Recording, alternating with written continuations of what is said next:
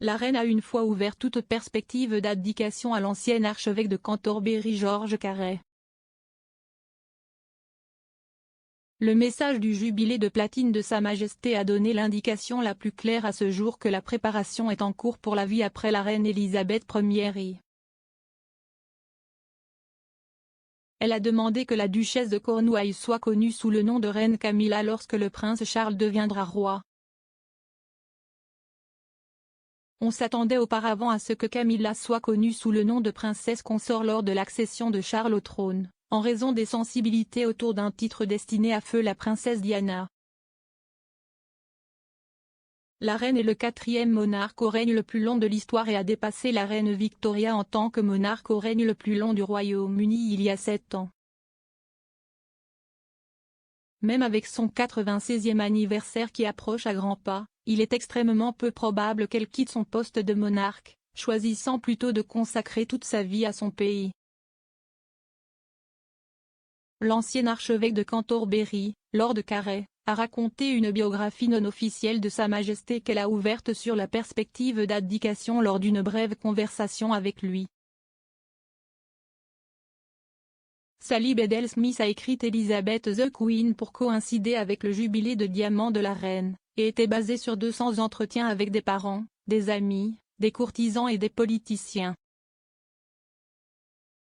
Madame Bedell-Smith a déclaré, quand Carey est allé la voir pour lui dire qu'il était prêt à prendre sa retraite en tant qu'archevêque de Cantorbéry en 2002, elle a soupiré et a dit « Oh, si est-il quelque chose que je ne peux pas faire.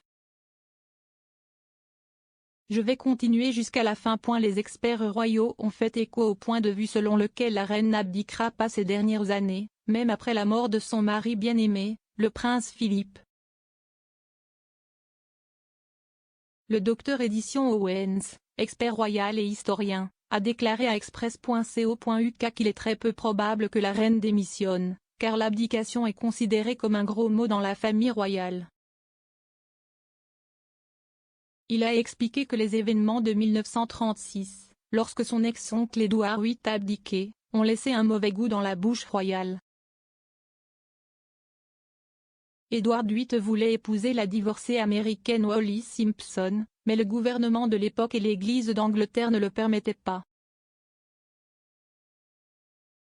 Il a choisi l'amour de sa vie plutôt que d'être roi, alors son jeune frère est devenu roi, prenant le titre de roi George VI.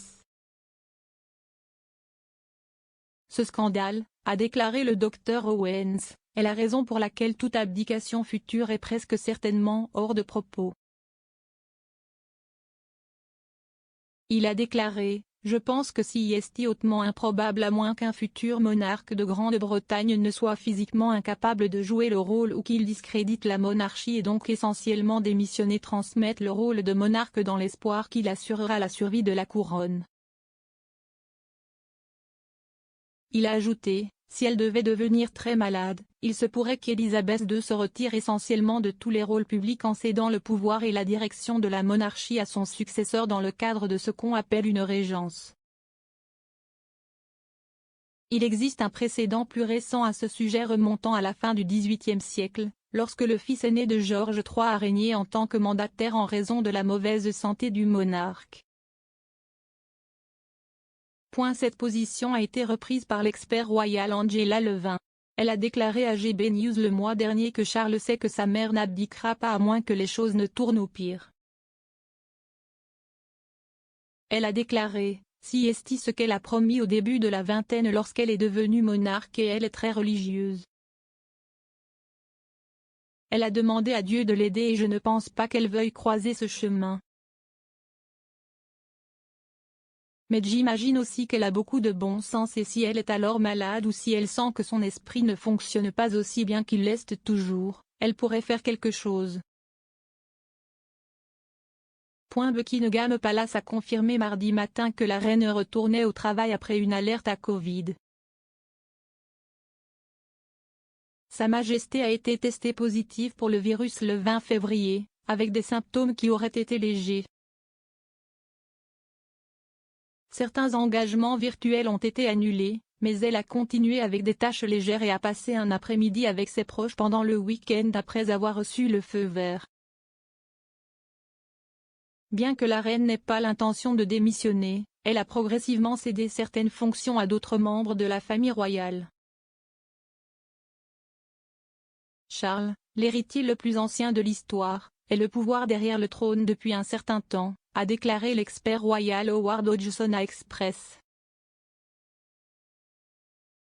Co.uk.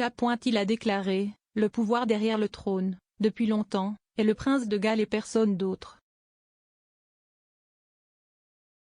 Le fait est que, jusqu'à il y a peut-être 10 ans, le duc d'Édimbourg avait beaucoup à dire sur ces choses.